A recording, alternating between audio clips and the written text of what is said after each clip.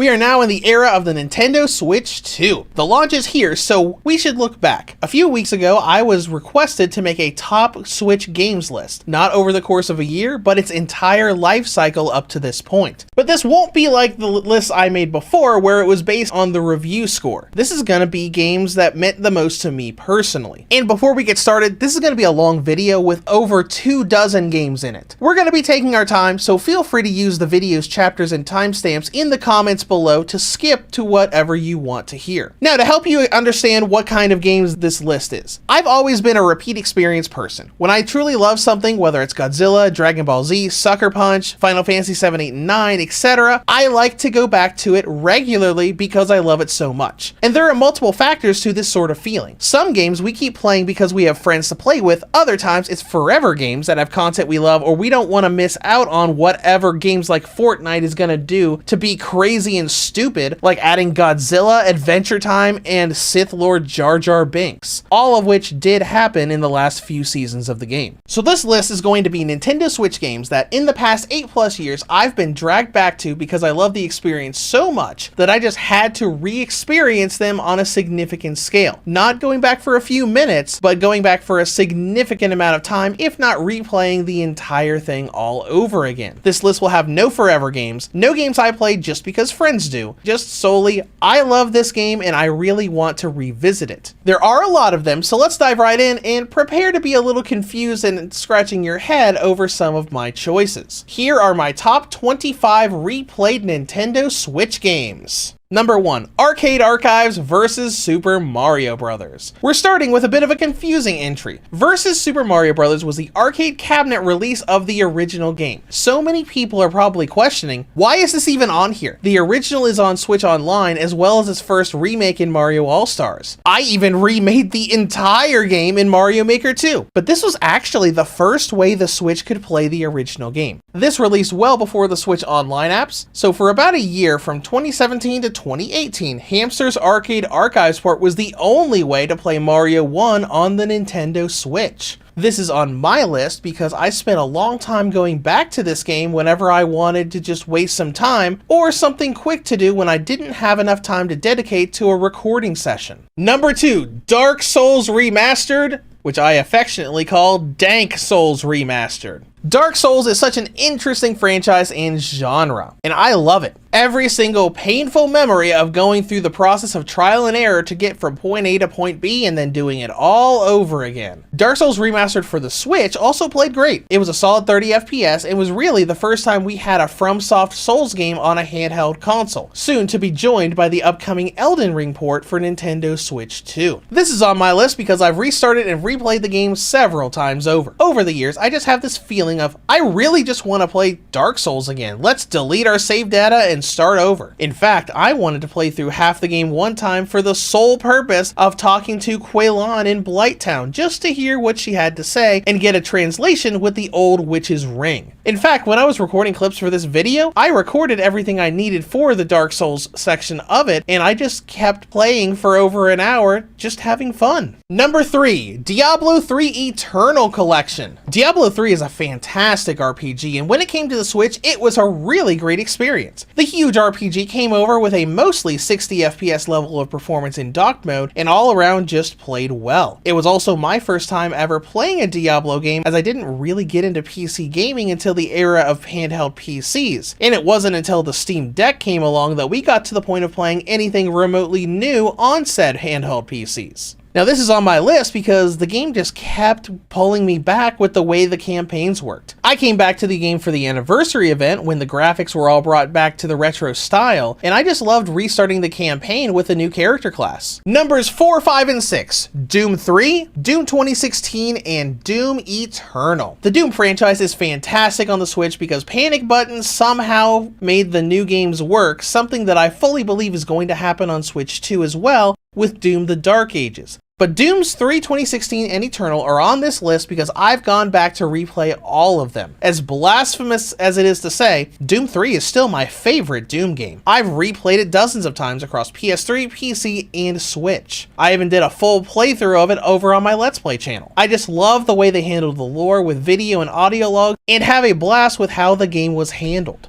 2016 and Eternal are on here because I've also gone to replay them to completion. I fell in love with Doom 2016 on PS4 and went through it endlessly on Switch. I love the game so much I did challenge runs with it. Specifically, I made runs of using only the pistol since it recharges and has infinite ammo, and a run of only using the recharging grenades. That latter one was pretty tricky because of splash damage, but I had loads of fun doing it. Number 7, Dragon Ball Xenoverse 2. Do I need to even say anything? Across reviewing the game, every set of DLC, multiple live streams, and a Steam Deck performance video, I fell in love with Xenoverse 2. The create a character aspect, all the powers you get, and just how the gameplay worked, except expert missions. Before Easy Mode got updated these past couple years, the person who programmed Extreme Malice should be ashamed for not thinking about the solo players. As far as this being on my list, you could argue this as a forever game since it's never stopped getting events from the Supreme Kai of Time Tournament, Frieza Siege, character raids, and Festival of Universes, but it's on this list because it is no stretch to say I have spent nearly 2,000 hours in this game on the Switch, and many of the times I would return to it weren't for the raids and events, but restarting story mode with a new race and character. Number 8, Fate Extella Link. This is an interesting one. I loved Fate Extella on the PS Vita, basically the Fate Stay Night version of Dynasty Warriors, but I was actually really upset when I got a review code for Extella Link, because it was a multi-platform title between the Vita and Nintendo Switch, and Marvelous sent me a code for the PS Vita version of the game. I ended up reviewing it on the Vita and PlayStation TV, but I went out of my way to buy the Switch version as well, replaying the entire story campaign again just because I enjoyed it. And I still enjoy going back to it. It's not the best Warriors game out there, not even close to touching other games on the Switch, as we will talk about in just a moment, but I just love the game for its expansion and new characters that weren't in the first Extella game.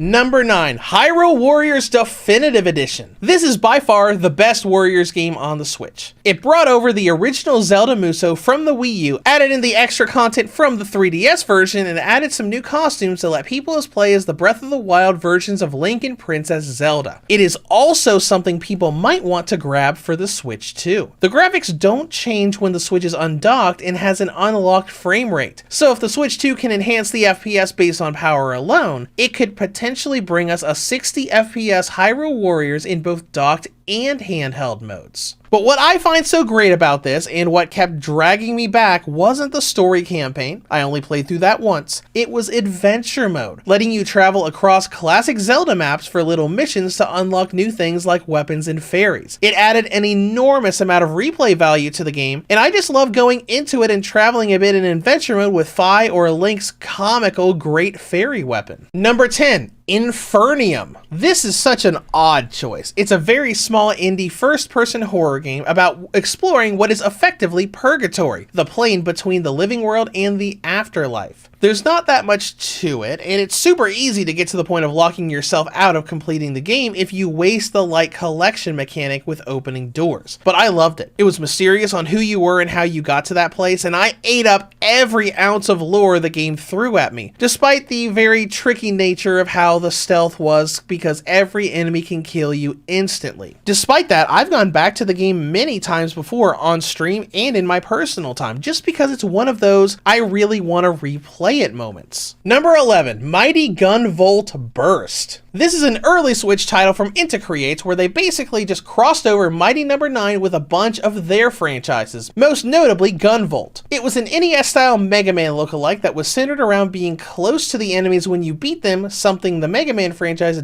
doesn't want you to do unless you're playing as Zero. It was great with replayability as well because they kept adding more content and playable characters in free updates, from more of the Gunvolt characters to wacky picks from the Galgun franchise, each with their own unique types of abilities. This is on my list because it was one of the first Switch games that I just really loved going back to and replaying just to waste time, right alongside versus Super Mario Bros. Number 12, Nintendo Switch Sports. This is a bit weird. I've tried to keep exercise games out of this list as they are built and programmed to encourage you into playing on a regular basis. But Switch Sports I loved from the moment I tried playing bowling. It was a blast and it became part of my daily routine for a long time. Eventually, I did stop trying to unlock costumes, but I came back to the game several times, from just missing the bowling game to when they added golf with the wacky motion controls that all of you know that I fumbled around with and had struggles when that update first happened and I streamed it. This is on my list just because of how much fun I had with it. Games like fitness boxing I play because I need to exercise, but this was just for fun. Number 13, Off the Road Unleashed. This is a game that deserves a lot more attention than it gets. It's based on a mobile game and is the definition of how you port a mobile game to a console, stripping out all the mobile aspects and enhance it for the console player. There was a massive amount of work put into this game and gutting out all of those mobile microtransactions and give us money aspects. In the end, it's just a neat little game where you gather coins, unlock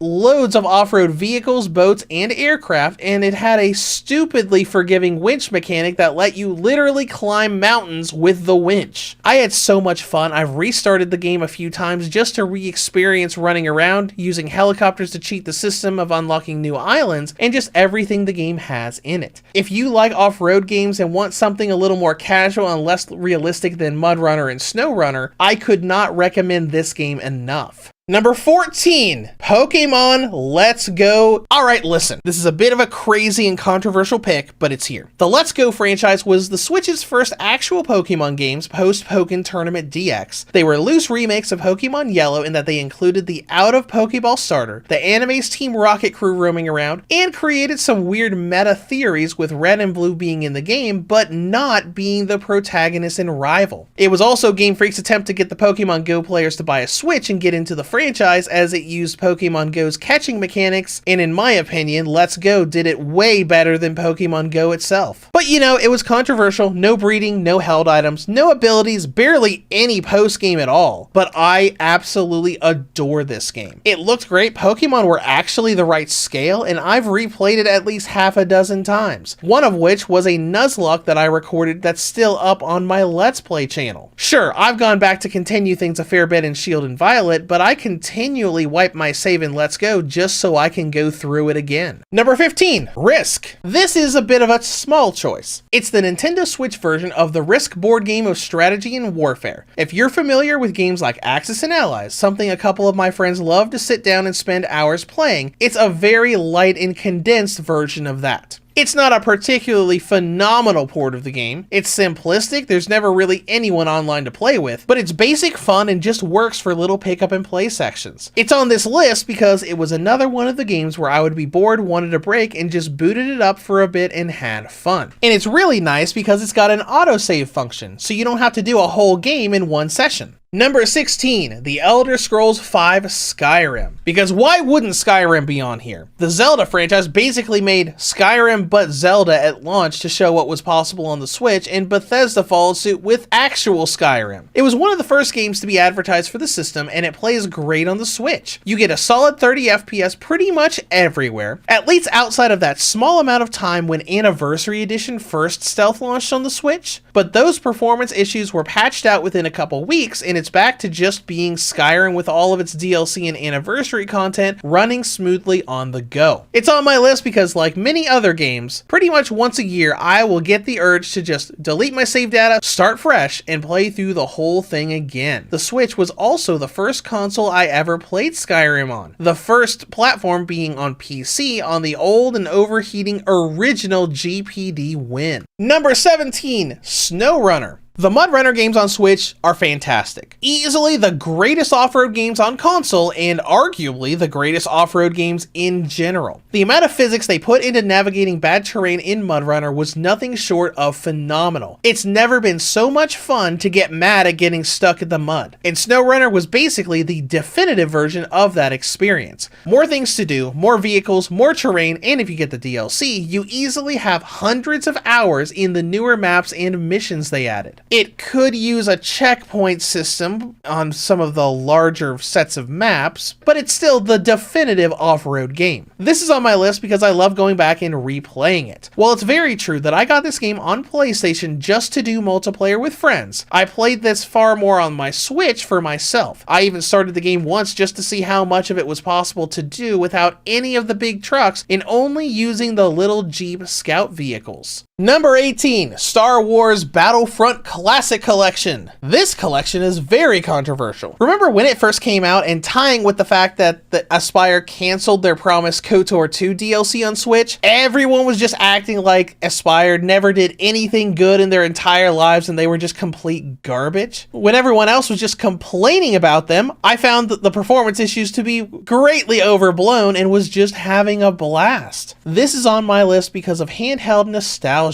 Battlefront 2 for the PSP was my go-to game early on in that handheld's life cycle. Just going into the game, doing an assault map followed up by a space battle was just dumb fun with all the heroes and villains running around, and the same thing happened in this collection. The online is admittedly a lot of fun, but I love just booting the game up and doing quick play because it's fun and just reminds me of those days on the PSP. Number 19, Star Wars The Force Unleashed. This was another big confusing part of Aspyr's Star Wars Nintendo Switch games. When it came out, a lot of people were confused because they remember the PS3 and Xbox 360 Force Unleashed that looked completely different from this, because this port was based on the Chrome developed version that released on the Wii, PSP, and PS2. But it was great on the Switch because it had loads of character skins the bigger version did not have access to, like Mara Jade, had all the extra boss fights in the Jedi Temple, and ran at a smooth 60 FPS. It's on this list because I just keep going back to it. I don't know why, as I find the story to be cool, but nowhere near the level of something like KOTOR that's also on the Switch that I've not gone back to replay after reviewing, but I sometimes just get the urge to jump back in and have fun with the simple force lightning that just roasts everything around you.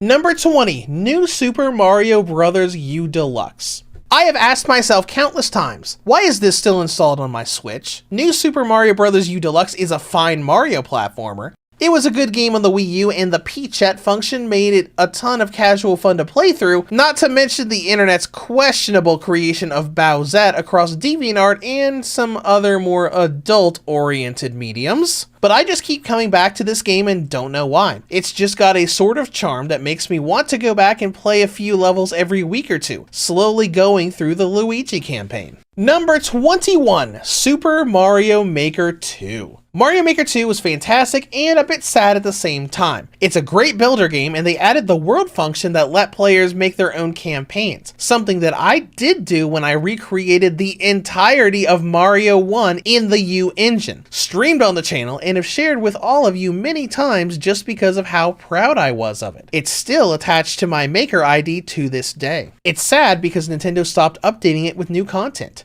We got Worlds, the Master Sword for playing as Link, and never got anything new after that. I've got my fingers crossed for a potential Mario Maker 3 to take advantage of the Switch 2's mouse functionality. I'm actually surprised we didn't see that in the initial reveal. This game's on my list because I go back to the game and I just can't stop. I've been working on recreating all of Mario 3 in it for years now, and every time I go back to make just one more level, it's a week later with a dozen levels made. I just get sucked in. Number 22, Yu-Gi-Oh! Early Days Collection. I'll tell you right now, this is 100% just a nostalgia trip for me. The Early Days Collection has a bunch of handheld Yu-Gi-Oh! Games I've never played before, but one that I did, Worldwide Edition from the Game Boy Advance. That was the main reason I wanted the collection. It's cool to see all of this history with the other games, but to be honest, it's really an overpriced collection considering most of these older games are just slightly different versions of the exact same engine. But I've gone into Worldwide Edition and have not stopped. I play the game almost every night for just a match or two. It's retro, nostalgic, and a window into the simpler days of this now very convoluted card game. It also recently got an update adding World Championship Tournament 2004 to its online multiplayer. Number 23, Yu-Gi-Oh! Legacy of the Duelist Link Evolution. More Yu-Gi-Oh! So Link Evo is a fantastic single-player Yu-Gi-Oh! game. It's what I always recommend as a teaching resource for newcomers to the card game. It's got a lot of cards in it, doesn't have the performance issues Master Duel does because it's not an always online game, and has the best Yu-Gi-Oh! Tutorials I've ever seen in a game.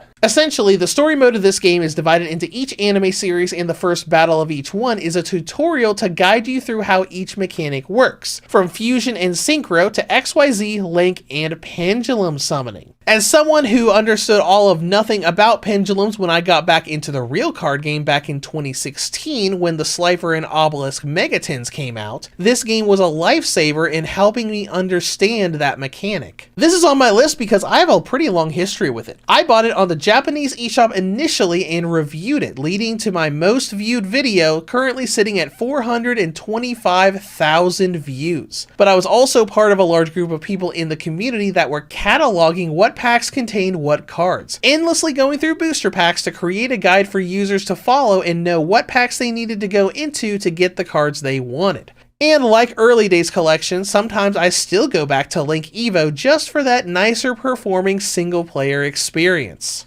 24. The House of the Dead Remake. This is basically a one-to-one remake of the original House of the Dead arcade cabinet game. They did a wonderful job on it, making it the exact same experience beat for beat, but looking far better and giving you fun replayability with the unlockable weapons like the assault rifle and crossbow. The motion controls for aim wasn't always the best, but I had so much fun just playing through it. It's on my list half because of nostalgia, because I used to play this game and its sequel with a friend at the county fair where I live every year when we were teens. So revisiting the game was a gigantic nostalgia trip and makes me that much more excited for the eventual release of the second game's remake, which at this point will likely be a Switch 2 game. Number 25 and our final game on this list, The Legend of Zelda Breath of the Wild. Come on, you knew this was going to be in here somewhere. Zelda Breath of the Wild was the game for the Nintendo Switch. It was so much so that saying that everyone that bought a Switch also bought Breath of the Wild was not that far from the truth once upon a time. In fact, only about a month after the launch of the game and the Switch, Breath of the Wild had an attach rate of 102%. That means more copies of Breath of the Wild for the Switch had been sold than the number of Switch consoles that had been sold at the time. It was also just a fantastic open world game. It was effectively, what if we took a post-apocalyptic Elder Scrolls and threw in The Legend of Zelda? It shook up the formula of the series, ran great on the Switch outside of that one area in the Lost Woods, and was a shock to the whole world at what was possible on a handheld back in 2017. So why is this on my list and not Tears of the Kingdom, which is just Breath of the Wild but more? It's because of replays, and to be honest, Tears of the Kingdom is a great game, but I have never once wanted to revisit it.